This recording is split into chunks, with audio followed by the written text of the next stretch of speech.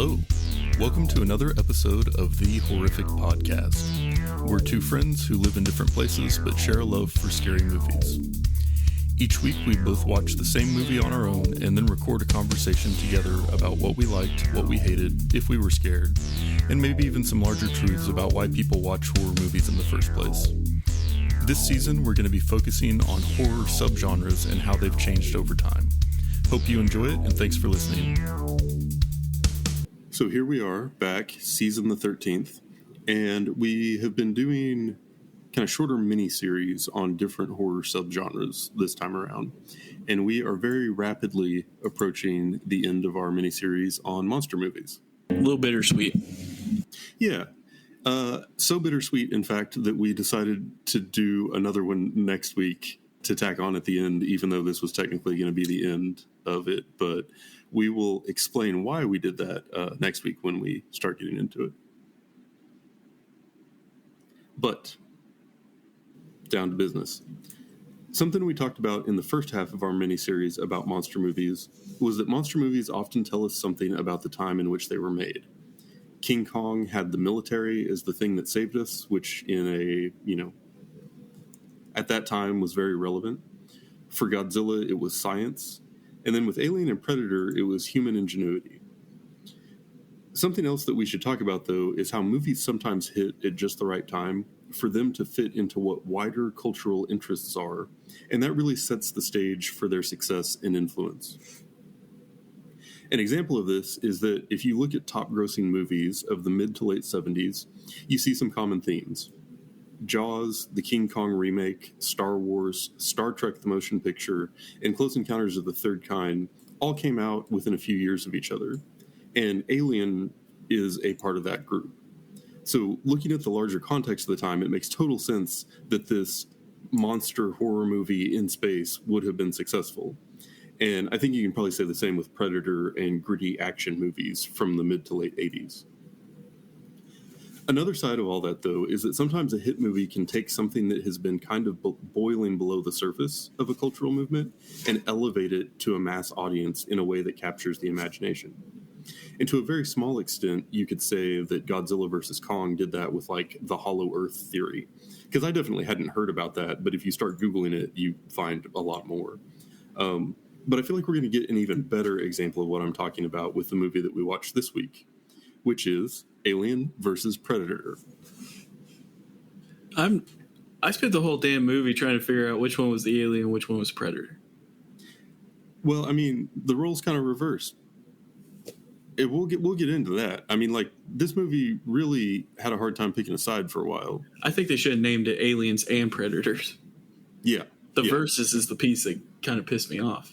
I didn't see a single verse in this whole movie. But had you seen this one before?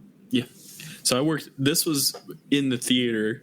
Like, this was one of the first movies that came out when I started working at the theater. So were you projection at that time, or were you still? No, I was working. I was just a young buck. I think I was probably working the door at that point, just cleaning up.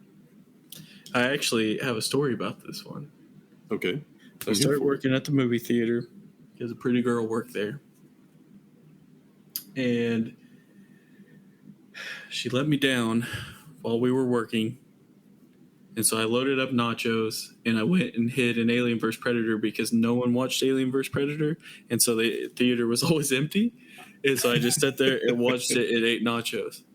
Nice. In my sorrow. Yeah. Couldn't remember anything when I rewatched it for this podcast. So yeah, it was a pretty good time. But yeah, I had the movie poster and everything. It was pretty dope. But so I thought I remembered somebody I knew having the poster. Yeah. That's funny that it was you. Yeah. I think at that point it was like I didn't realize how easy it was to, like, be, just to get those when working at the theater. So like I was just grabbing every one that I could find at the point. But I had it for sure. Nice. So that said, the movie poster was the sum of the experience I had with this movie, so I really wasn't sure what to expect going into it. Mm. And I don't know, just in thinking about it ahead of time, it felt like it would be kind of a big stretch to get both of these creatures in the same place at the same time. Yeah. Like, having recently watched both Alien and Predator, the originals, I was just like, well, how did they end up in the same spot fighting, right? Because we saw aliens, previously, but it's been a while. But then, like, Predator was, like, in a jungle in South America, so I'm thinking this must be some kind of, like, space thing.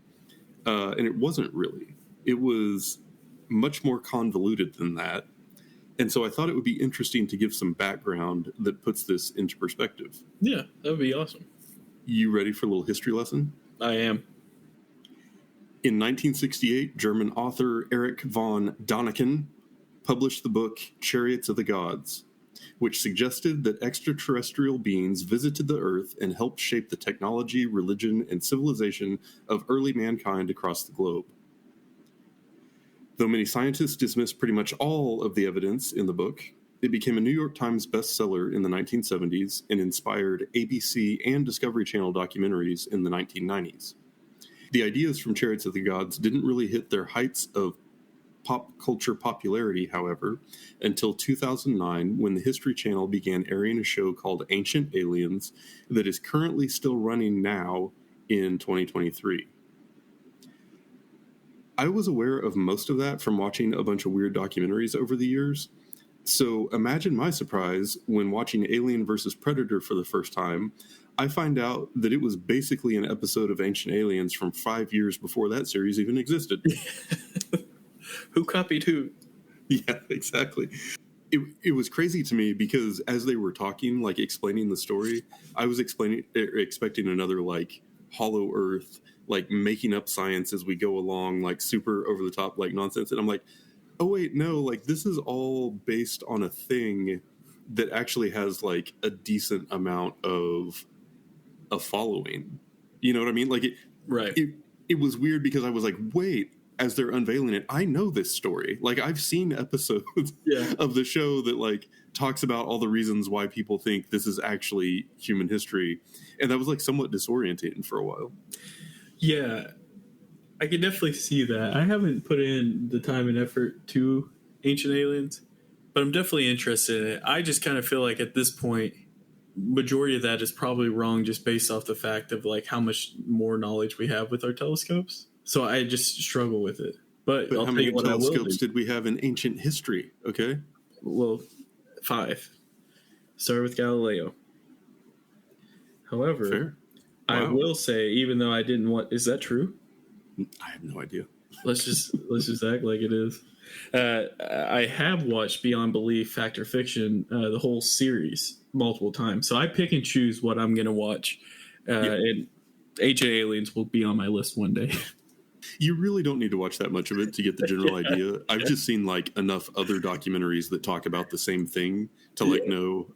But yeah, anyway. I think my stint about Ancient Aliens, real quick, we can leave this in or not. I don't give a shit. Is I think it was Action Bronson had like a show on maybe YouTube or something. I would watch clips on YouTube where him and his buddies would just get stoned and watch Ancient Aliens. Like that's the show that it was about. And so like the reactions stuff was just like they were getting tripped out and everything. It was pretty hilarious. So technically I know what the show is about, but I think it's based off of Action Bronson's YouTube channel. Yeah, right. But yeah, I don't want to give away too much about the story yet. I'll do a quick introduction, then you can do some fun facts, and then we'll get into the on-again, off-again relationship between human and predator details. Love it.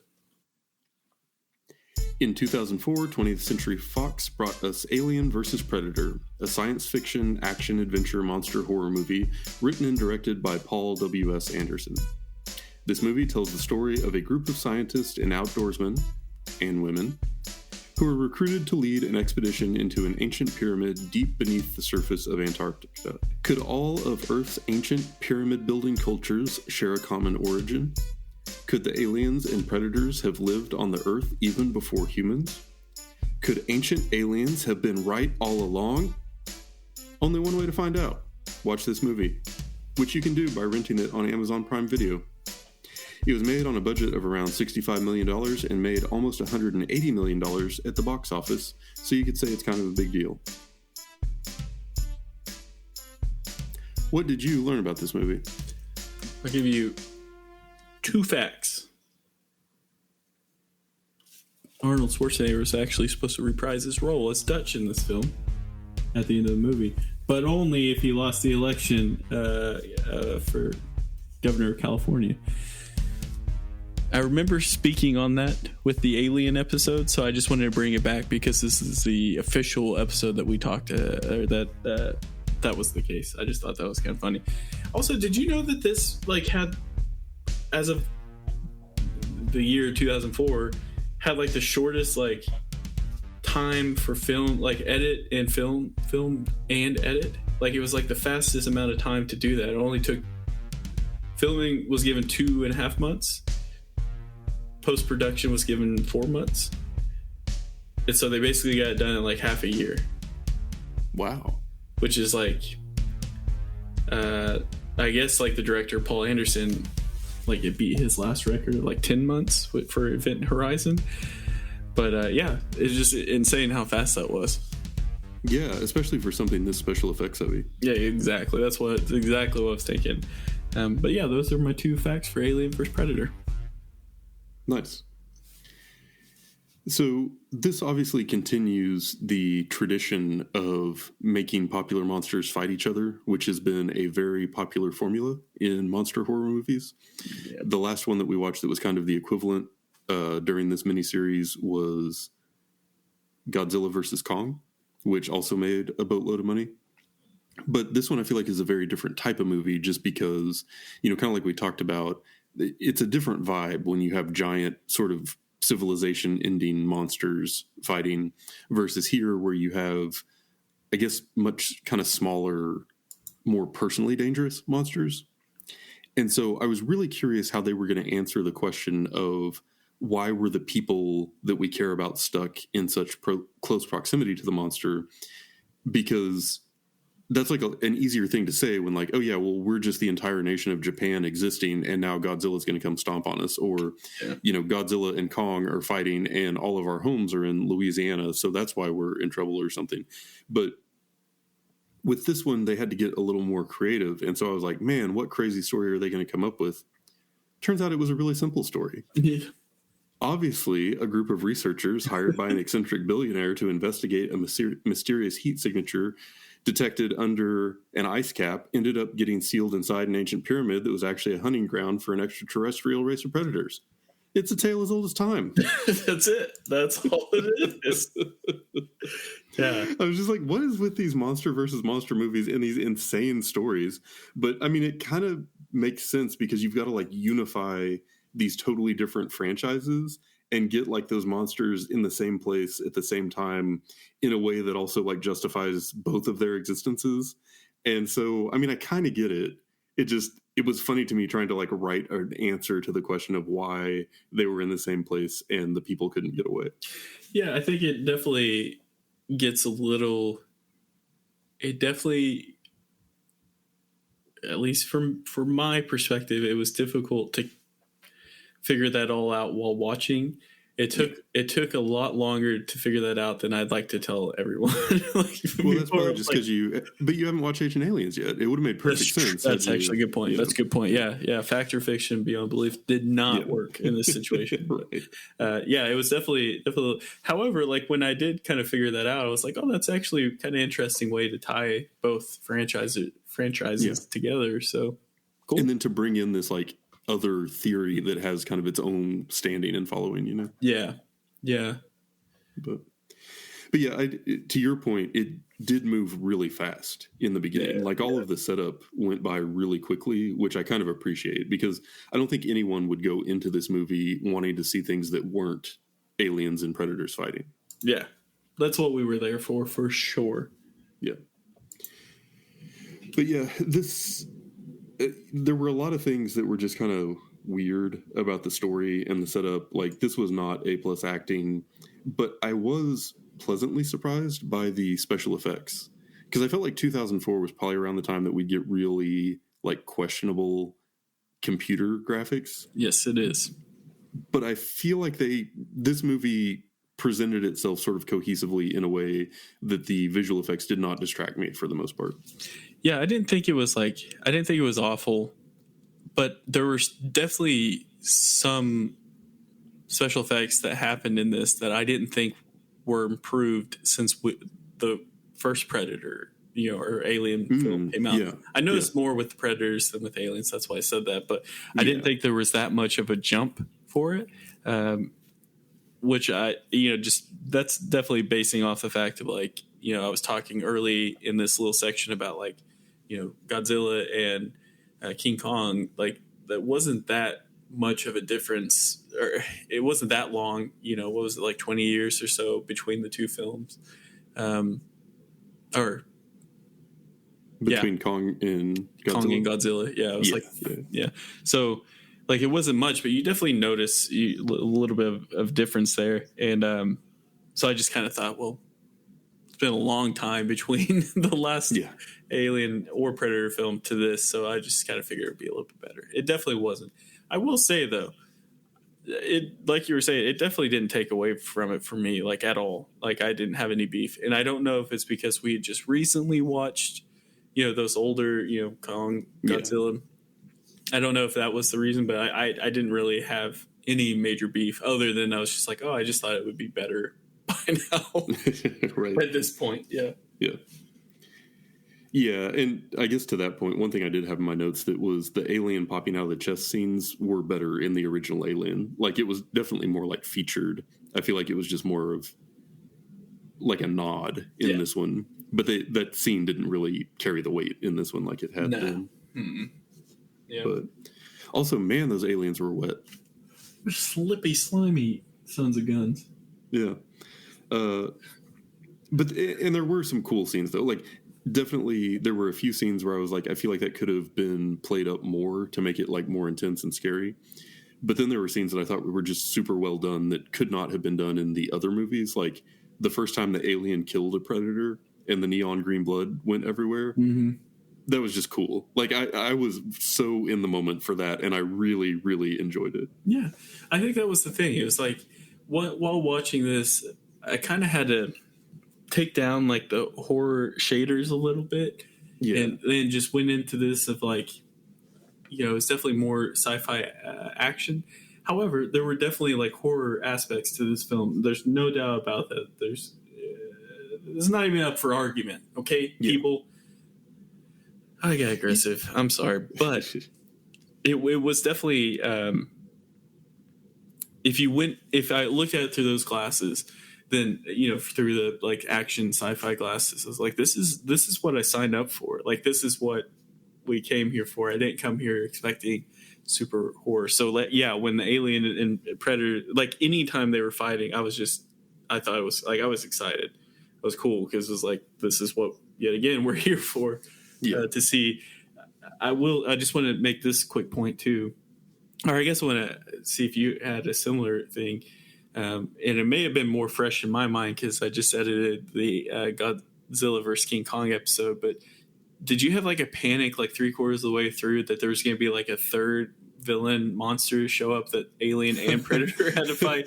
No, I didn't think about that. That's funny though. I had that feeling. I think it was when. Everyone had been killed off at this point, but the gal and the Italian guy, I don't remember their names. I've been watching my kids straight for 2 weeks. I'm tired.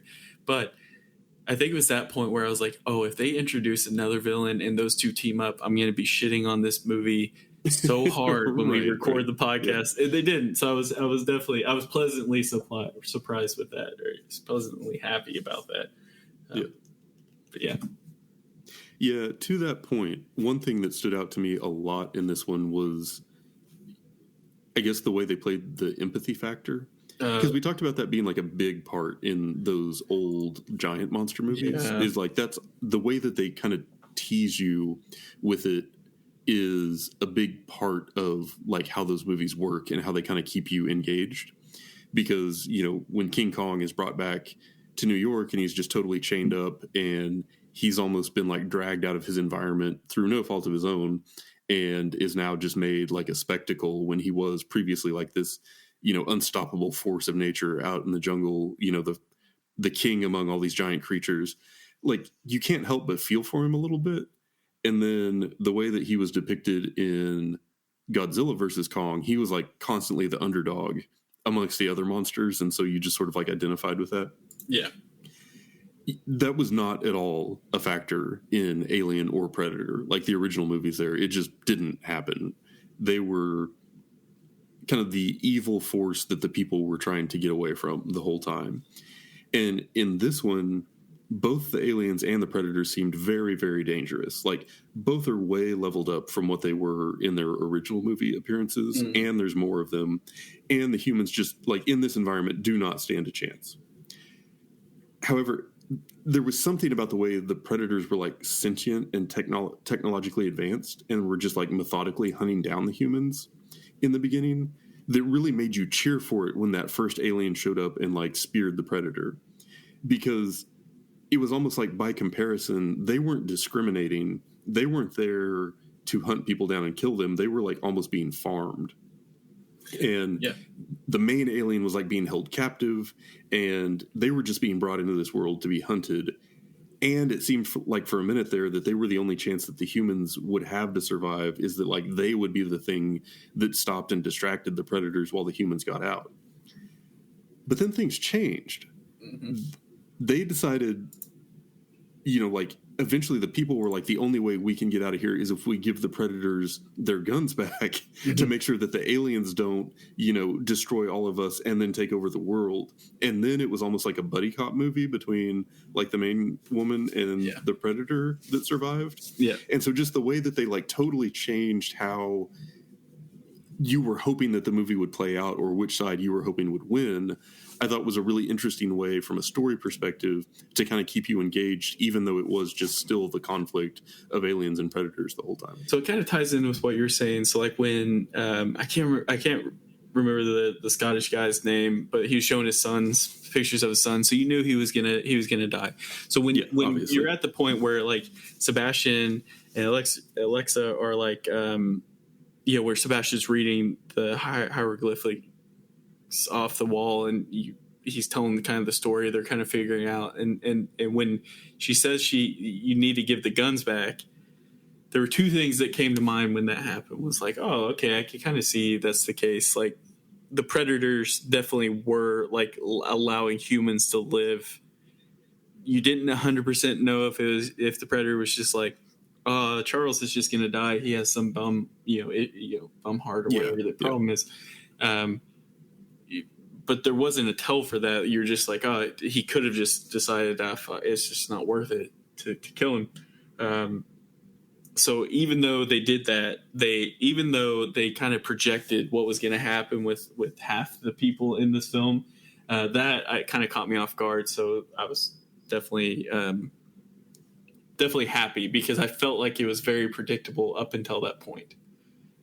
I also, like I said, couldn't remember anything from the first time I watched it, so this was all new. It was all still surprising and fresh. Like, it was when this movie came out in 2004, which was almost 20 years ago, so give me some sort of break here. But anyway, well, there were a lot of things I forgot from Alien, and we watched that 5 years ago. That's a good point. Yeah, I cut you all the slack in the world. So it definitely caught me off guard a little bit with that. But that was the problem. But then, yes, it was 100% at that point a buddy cop movie with Alexa and the Predator. Very strange combo. Yeah, it was. And when they were, like, fighting the giant alien at the end, it just felt goofy to me, because she had just, like, very primitive weapons, you know, and against this, like, giant monster. Anyway, I did not love that part. I liked it a lot more when they were just kind of fighting their way out of the pyramid. I agree. It was definitely a lot better. But you also just wanted to tell the Predator, like, hey, man, put your damn mask back on. You look way more intimidating. Right? Yes. Like, with the mask off, you look like a child face. With a face like that, you should be wearing a mask. Only a mother could love. Yeah. I will say, too, like, the fight, like you were saying, the fight. So from the time the Predator gives shows her the shield and gives her the spear until they're, like, trying to get out, like, all the aliens kind of pile up at the very, very towards the end. like I thought that was decent. Like that was pretty. There was definitely some horror aspects to it, a little bit. The fighting and all that kind of, I guess, made sense a little bit more. But like there was something about me that I just wasn't. I don't know. I just wasn't the biggest fan of him like showing her, like communicating that with her, like, hey, here's the alien helmet or the head that will blah. I don't know. It just, I almost said seemed too far fetched, but we're talking about a movie about aliens and predators, so I don't know what the hell I'm based saying. on a well-researched pseudoscientific theory, my friend. Yes, so don't you go slinging arrows at the underpinnings of this. It's difficult though, because like honestly, like I didn't have any like I was saying with Predator that we had just done, like this kind of stuff is just like in my wheelhouse. Like this is what I love. This is So it was like, so when there's certain genres of film I feel like that I could watch, and it's just like it gets a pass for maybe not the greatest CGI or anything. And this was definitely like in that. The acting was not great at all. Some of the CGI was not great. I do think that this one did a good job of blending what made people like the two originals. I agree. Because I think the two originals were very different types of movies. And so I really wasn't sure if this was going to lean hard one direction or the other. But I feel like it had a lot of, like, especially early on when they were kind of exploring the thing, a lot of the feelings of the original Alien. Whereas when they were kind of like fighting their way out, everybody's just shooting their weapons and getting mowed down by the predators and stuff. That felt a lot like the Predator movie. And so it did feel like an honest blend of kind of the two cultures. And I did appreciate that about it. Yeah. I definitely agree with that too. And like the story of tying it together, like I don't know how they could have done it otherwise. Yeah. As far as, I mean, just that, how they tied it together, Plus spreading the truth about the true origins of human technology and civilization. So, right. I was just waiting for Mecha Godzilla to show up at any point. Right. Yeah. Well, so I was kind of thinking about that as like, as far as what are the implications of this? Because on the one hand, if the girl had just died and the predators won, then the story would just be over. So the fact that there was like that, oh crap, the aliens are just going to keep making more aliens if the predators don't find a way to put them down. Yeah. Was kind of like a way of upping the scale of the consequences. And so at one point I realized like more and more of them were just going to keep hatching. And that was kind of terrifying in and of its own, because then it almost did get to that scale of like, this could be the end of human existence if they don't find a way to survive. Yeah. And then that was almost taking it back to that sort of like dread that was trademark in those early giant monster movies. Yeah. Cause at the time as well, you didn't know that there was that many predators, like what they show up at the end. So like you think like this is limited, and, granted, at the end when like they all show up and they let her live, like I had this thought of like, son of a bitch, she should have just hid for like 5 more minutes. Like this would right, yeah. Waited for those reinforcements to arrive. Yeah. That's just bad warfare. I don't know what to tell you at that point. Right. Yeah. The only question I have left in my notes for you is, what did you think of that very last final ending scene? Are you saying like where the predators show up? After they're on the ship leaving. Can you refresh my memory about it? So, you know how I complained about the alien popping out of the chest scene earlier? Oh! Yeah. I did not see that coming. I totally should have, but I did not, and I loved it. I was just like, oh, hell yeah. Like, that is such a, setup for the next movie. 100%. And I just thought that was masterfully done. I really, really enjoyed it. Yeah, so when this ended, like, I think I was, like, packing up for the night, or, I was going to bed or something. So, like, I think as it was, like, ending, I was kind of, like, wrapping up, like, you knew it was over with. But, yeah, I wasn't setting down focus when watching it, but I definitely remember seeing that pop out. yeah, and yet again, I had no beef because I was like, yeah, that's like a horror ending right there. Yeah. And it is setting up for a sequel, which had come. There were definitely times throughout the film I kind of wondered, like, I wonder if I watched like more of the Alien series or Predator series, if some of this stuff may have made more sense about like the whole prison and locking aliens up kind of thing. But yeah, I was definitely kind of pumped, and like maybe want to watch like the Alien vs Predator Requiem, which I haven't seen yet, but it definitely made me want to watch it. I don't know if it ties to each other, but I know it came out. But yeah, I would also be interested in seeing the follow up to this, because this was just like a fun movie. I am jealous that you got to see it in a theater with nachos. Yeah. Oh, damn, those nachos too, man. Those was like 2004, so this is before like everyone was stressed out about what kind of food you're eating, so all the good stuff was still in it. Right. Yeah. The reason why I have so much anxiety today. But back when I could eat anything I wanted and not immediately gain pounds. Man, the good old days. Yeah. What a time to be alive. Yeah. But yeah, just for the record, like nail on the head, like this is just a fun film. Some aspects of it kind of remind me of The Descent as well. Yeah, I don't know if it was them kind of getting lost in in the caves and the whole wherever they were at was like changing every 10 minutes or whatever. I don't know if it was that, but it definitely had like some aspects of that. So I think that's what kind of helped the horror feeling while watching as well. But it was a good setup for a horror movie. Yeah. You know what I mean? Like, it was a good environment for people trying to survive monsters. Yeah. And I appreciate that. So, yeah. But anyway, this one was kind of a fun way to end the miniseries on monster movies. I feel like it kind of pulled in a lot of the different themes and tactics and stuff that we've discussed and made sense from the way that we were telling the story of this miniseries to end on. But then we also kind of just accidentally realized there was one movie that we actually could not wrap up without covering. Legally, we had to do it. So we're going to be back next week with one more episode about monsters, and I'm excited about it. It doesn't exactly fit into the narrative or like the story that we were telling about the progression of monster movies over time, but I think you'll enjoy it regardless. So join us next time for one more week of monster movies. And that's it for today's episode. If you've listened this far, then thank you, and we hope you've enjoyed it.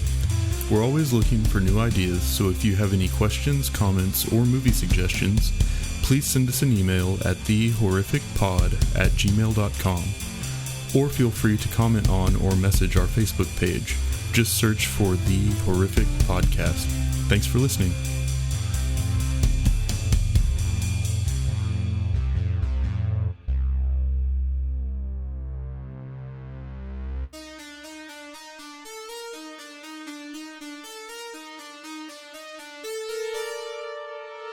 Who are recruited to lead an expedition into an ancient pyramid deep beneath the surface of Antarctica. Deep beneath the surface of Antarctica. Could all of Earth's ancient pyramid building... Sorry.